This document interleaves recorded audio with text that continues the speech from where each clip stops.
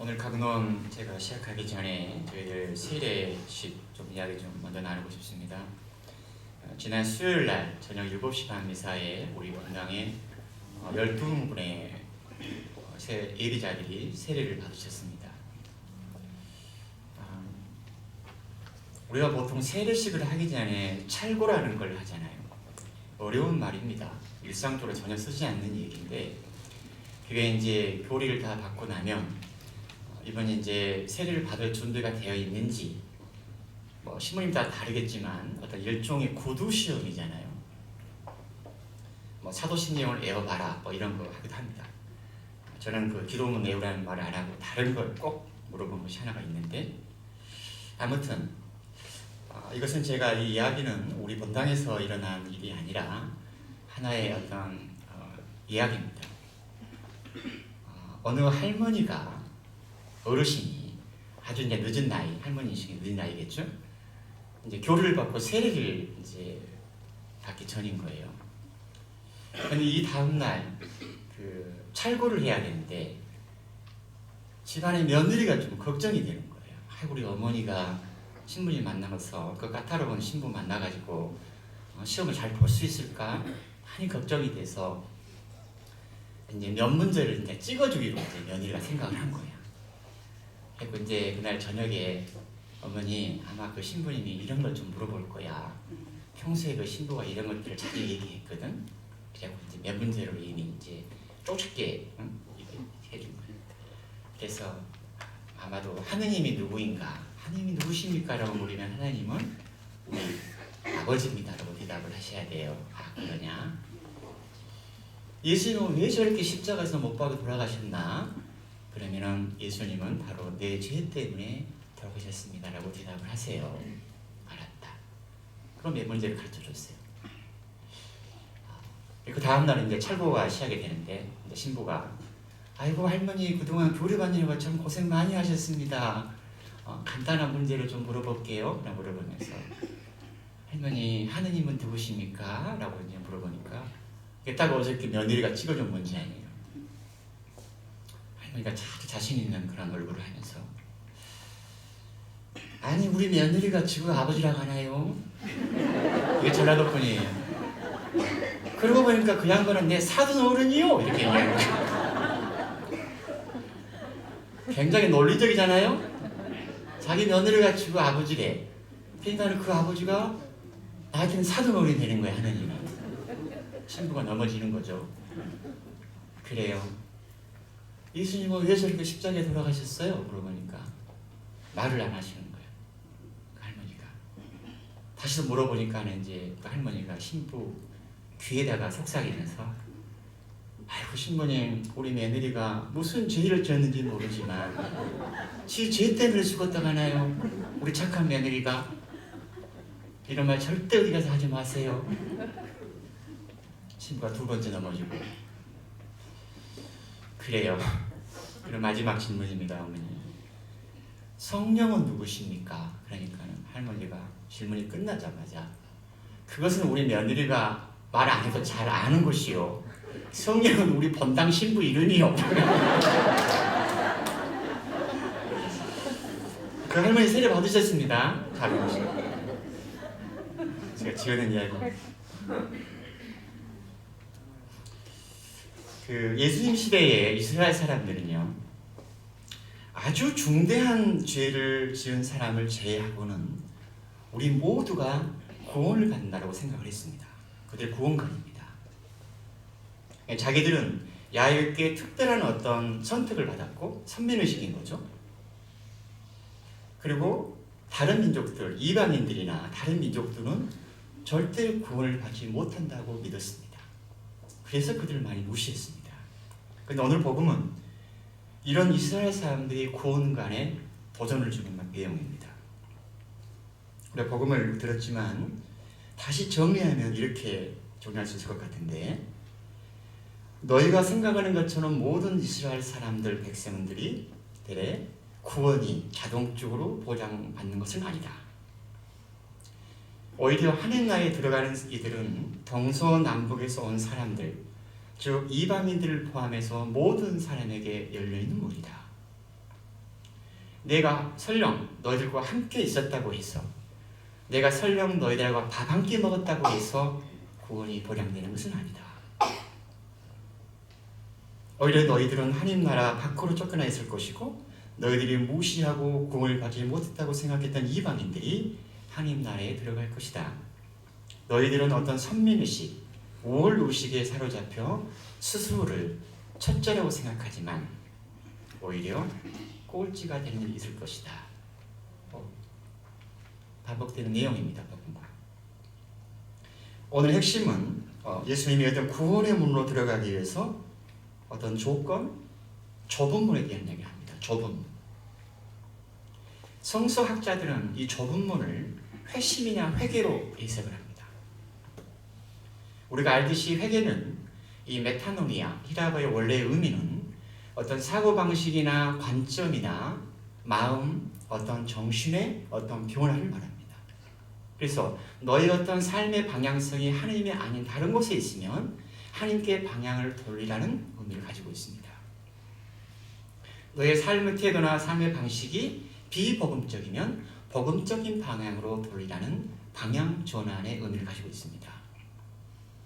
그래서 이스라엘 사람들은 태어나서 한평생을 그렇게 야훼께 경배드리고, 또 몇 살 이상이 되면은 반드시 성전세를 내야 되고, 그리고 그들의 삶의 지침에 서인 율법에 따라 살아갔습니다. 그런데 복음서를 보면 율법학자들의 어떤 삶은 그들에게 주어진 어떤 그런 자기들의 어떤 삶에 충실하지 않은 것들이 많이 드러납니다. 지난주 복음, 주중에 읽었던 복음이 이제 여러 부분들이 마태복음 23장에 나온 말씀드렸는데, 그게 제목이 뭐냐면 유선자들에 대한 책망입니다. 주로 이제 율법학자들을 타겟으로 하신 말씀들인데, 불행하여라 너희 유선자 율법학자들아, 바리사이들아, 너희는 사람들 앞에서 하늘나라의 문을 잠가버리기 때문이다. 너희는 정의와 자비와 신의 같은 것은 아주 중요한 율법은 대수롭지 않게 여긴다. 그들에게 있어서 이 회개는 어떤 총체적인 삶의 변화를 초대하신 것 같습니다. 그래서 좁은 문은 그들에게 있어서는, 또는 우리에게 있어서도 회개와 회심을 의미합니다. 두 번째로 문, 또 좁은 문 생각하면 우리는 예수님이 생각납니다. 왜냐하면 예수님은 당신을 착한 목자에 비유하면서 나는 양들의 문이다. 누구든지 나를 통하여 들어오면 구원을 받고 또 드나들며 풀밭을 찾아 얻을 것이다. 이런 말씀하셨거든요. 저 양들은 낮에 풀들을 뜯다가 밤이 되면 우리로 들어갑니다. 밤이 되면 이런저런 사나운 진흙들이 있기 때문에. 그래서 양들을 생각하면 이렇게 낮에 풀밭에서 풀을 먹고 이렇게 놀다가 또 문을 통해서 우리 안으로 들어가고, 아침이 되면 그 문을 통해서 나옵니다. 어쩌면 양들은 아침에 그 문을 나서면서 오늘 또 우리가 맛있는 풀들을 먹을 수 있겠구나, 그런 기대와 희망을 가지고 나왔을 것이고, 또 저녁이 되면 다시 양치기가 양들을 우리 안으로 데려 들어가면 그 문으로 들어가면서 오늘 밤에는 이렇게 사나운 어떤 다른 일이나 다른 진주로부터 공격받지 않고 편하게 잠을 수 있겠구나, 그렇게 생각할지도 모르겠습니다. 어떤 분은 무슨 양이 생각을 하나 그럴지도 모르겠지만, 저는 그런 생각을 많이 하거든요. 모든 동물들은 우리 인간의 사고방식과는 다른 체계를 가지고 있지만 뭔가를 알아차리는 인지 능력은 어쩌면 인간보다도 더 뛰어난지도 모르겠습니다. 많은 분이 그렇습니다. 우리 정원에 날아오는 블루제이를 봐도 그렇고, 청년미사 때 우리 청년들이 이 강아지들을 데려오는데 제가 두 마리하고 굉장히 친해졌습니다.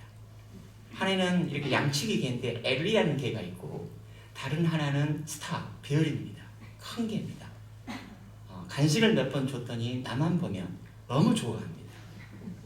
밥 주는 사람이 최고잖아요. 아무튼 동물도 인간과 어떤 교감이 일어나는 겁니다. 아무튼 이 좁은 문은 예수님을 말하고 그 문으로 들어가는 것이 바로 구원의 조건입니다.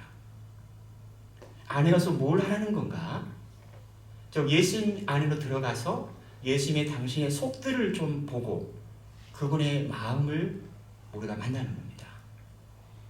예수님이 가지고 있던 하나님 아버지께 대한 신뢰와 믿음, 그분의 신앙, 늘 아버지를 찾았던 그분의 마음, 또 가난하고 아픈 이들에 대한 연민, 또 생명을 돌보고 생명을 회복시키는 그런 치유의 많은 이야기들, 이게 바로 예수님의 마음이잖아요. 특히나 우리 인간 안에 심어진 아름다운 하나님의 모상을, 그 인간성을 꽃피우는 것이 구원입니다. 다시 복음으로 돌아가서 주님, 구원받을 사람이 적습니까? 이 말에 대해서 예수님은 직접적으로 답변을 안 하셨습니다. 어쩌면 예수님은 구원받은 사람이 많냐 적냐는 관심이 없는 것 같습니다. 당시에 말씀하신 것은 구원을 얻는 길, 구원의 길만 얘기하셨습니다. 과연 구원이 뭘까? 우리 신자들에게 여러 말들이 있지만 가장 보편적인 구원에 대한 정의는 이렇게 내립니다. 교회에서는 인간의 모든 고통, 인간의 안에 있는 악, 또 사회적인 악, 인간의 어떤 유한성, 죽음과 같은 근본적으로 부정적이거나 무력한 상태로부터 인간을 구출하는 것이 구원이라고 말합니다. 혹은 그거로부터 해방되는 것이 구원입니다. 구원은 바로 인간의 모든 고통과 죽음, 또 하나님의 아름다운 모상을 가지고 있는 우리 인간을 인간답게 살지 못하게 하는 모든 어떤 조건들, 악으로부터 구출되고 해방되는 것이 구원입니다. 이 구원은 우리가 가장 본질적으로 갈망하는 것이고, 또 우리가 하나님 아버지에게서 얻는, 즉 예수 그리스도를 통해서 얻는 최상의 선물입니다. 우리의 어떤 종착점은 바로 거긴 거죠. 그런데 예수의 복음을 좀 이렇게 좀 묵상을 하다가, 좁은 문을 좀 생각을 하다가 문득 저에게 이런 생각이 올라오는 겁니다. 아니, 예수님은 구원의 문을 처음부터 그렇게 좁게 만들었을까? 뜬금없이 이런 생각이 올라오는 겁니다. 처음으로. 왜 그렇게 구원의 문을 어렵게 만들었지? 이런 의문이 올라왔는데 그게 아니었습니다. 제 생각에는 아주 특별한 사람들만, 아주 소수의 인원만 들어가는 그런 좁은 문은 아닌 겁니다. 제 생각에는 역설적인 건데, 어쩌면 구원의 문은 아주 넓고 컸습니다. 문제는 우리였습니다. 문제는 바로 나였습니다. 즉 예수님이 좁은 문이라고 하는 것은 당신이 보기에 좁은 문이 아니고 우리가 들어가기 어려운 문이어서 좁았습니다.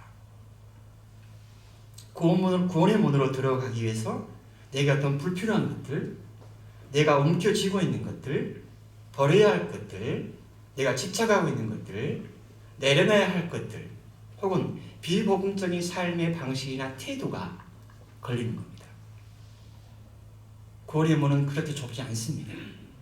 우리가 좁게 만들지 않았나라는 생각이 드는 겁니다. 오늘 복음의 주제가 문이니까 문에 대한 이야기를 하면서 마무리하겠습니다. 제가 피정을 동반할 때 기억나는 건데, 어느 수자가 연피정을 10일 동안 연피정을 하면서 요한묵시록에 나오는, 즉 3장 20절에 나오는 이 대목을 가지고 기도에 들어갑니다. 그게 어떤 짧은 문장인데, 보라, 내가 문 앞에 서서 문을 두드리고 있다. 누구든지 내 목소리를 듣고 문을 열면 나는 그의 집에 들어가 그와 함께 먹고 그 사람도 나와 함께 먹을 것이다. 이 문장을 가지고 관상기도 들어가는 겁니다. 그런데 관상기도는 이제 보통 방식이 그렇죠. 그 복음에 나오는 어떤 장소를 설정합니다. 산상설교를 하면은 어떤 산상설교가 일어났던 어떤 자그마한 언덕이나 산을 상상하면서 복음 안으로 들어가는데, 이 복음을 가지고 기도를 하니까 나는 방 안에가 있고 그리스도자는, 그리고 문이 있고 예수님은 밖에 있는 겁니다. 딱 복음대로 설정을 하고 이렇게 기도에 들어갔습니다. 제가 기도 자료를 드리면서 어떤 조건을 달았냐면, 최소한 15분 정도는 문을 열지 마세요. 아이고, 예수님 기도 시작하자마자 1시간 기도해야 되는데, 아이고 예수님 너무 오랫동안 기다렸어요. 문을 펄컥 열지 말고 한 15분 정도 내 내면에서 어떤 느낌이 흘러가는가를 감지하라고 했습니다. 그런 다음에 내 안에서 문을 열고 싶은 마음이 올라왔을 때 문을 열라고 제가 말씀을 드린 겁니다. 너무 이제 구절이 짧기도 했지만, 그런데 이분이 한 15분 동안 자기 안에 이제 흘러가는 어떤 내면의 감정이나 느낌들을 이렇게 감지하면서 무언가를 하더라는 겁니다. 기도 안에서. 예수님이 들어와셔서 뭘 먹겠다고 하니까 이게 뭔가를 준비를 해야 되는 거예요. 그 피정자가. 그래서 가장 먼저 했던 일이 뭐냐면 방 청소하는 거였습니다. 방을 깨끗하게 청소한 겁니다. 지저분한 것들은 다 그냥 어떤 그런 장롱성에 그냥 집어넣고, 우리도 보통 그러지 않아요? 집에 손님 온다고 하면은 막 이렇게 치우잖아. 빨래 안 한 것들 막 집어넣고 이러잖아. 아무튼 방을 깨끗하게 청소한 다음에 이제 다과를 준비하는 거예요. 예수님이 무슨 과일을 좋아할까? 사과를 좋아할까? 사과도 예쁘게 깎아놓고. 커피를 좋아할까? 주스를 좋아할까? 그러다가 커피를 내리고 했습니다. 최대재 신부님한테 배운 이 드립 커피를 내리는 겁니다. 다 준비해 놓고 한 15분, 20분이 흐른 다음에 문을 열고 예수님 들어오세요. 했더니 예수님 문 안으로 들어오시더니 자기 얼굴만 쳐다보더라는 겁니다. 예수님이. 아이고 안젤라, 어떻게 이렇게 방이 깨끗하니? 야, 이 과일은 내가 어떻게 좋아하는지 알았어? 참 너 대단하구나. 내 마음을 잘 아네. 야, 이 커피 최대심일 커피 아니야? 좋은 커피네. 이런 것에는 전혀 관심이 없고 자기 얼굴만 쳐다보는 겁니다. 그 지점에서 그 피정자는 뭔가가 무너지기 시작을 했고 눈물이 쏟아졌다고 얘기를 했습니다. 아주 아름다운 기도였습니다. 그분한테는 어떤 깨달음이 왔냐면 예수님께 필요한 것은 다른 무엇이 아니라 내가 뭔가를 많이 준비하고 이런 것들이 아니라 내 존재 자체, 있는 그대로의 나구나. 그 다음에 자기를 바라봤던 그 예수님의 눈빛을 바라보면서 오히려 나보다는 예수님이 나를 얼마나 만나고 싶어 했는 것이 읽혀졌고 그 마음이 와 닿더라는 겁니다. 이분이 그분의 기도 전부입니다. 굉장히 감동적인 기도였습니다. 좁은 문으로 들어간다는 것은 우리가 뭔가를 유별나게 한다는 것은 아닌 것 같습니다. 이미 복음에 나와 있습니다. 예수님을 믿고 선행을 하고 우리 구원의 조건인, 그리고 예수님 안으로 들어가서 그분의 마음을 내 마음으로 만나는 것, 이게 기도잖아요. 하지만 다시 정리하면 우리가 이 피정자의 기도처럼 좁은 문으로 들어가기 위해서는 내가 예수를 만나고 싶은 어떤 그런 갈망, 그리고 있는 그대로의 나를 열어주는 것인 것 같습니다. 문은 저렇게 다 손잡이가 안과 밖에 있습니다. 미사 끝나면 우리는 저 손잡이를 열고 나는 밖으로 나갈 것이고 또 다시 밖에서 손잡이를 이렇게 열고 다시 안으로 들어옵니다. 하지만 여기에 있는 문은 손잡이가 밖에 없습니다. 마음의 문은 오직 안에만 있습니다. 내가 열지 않으면 예수는 절대 못 들어오는 겁니다. 오히려 문을 잠가 걸고 있는 것은 난지도 모르겠다, 그런 생각이 드는 겁니다. 마지막으로 저도 좀 언젠가는 예수님 앞에 가겠죠? 예수님 저예요. 저 왔습니다. LA 본당에서 미사했던 요셉입니다. 그렇게 말했는데 누구니? 나는 너를 모른다. 이런 말 듣고 싶지 않습니다. 아무튼 반갑게 맞이하는 예수님을 상상하겠습니다.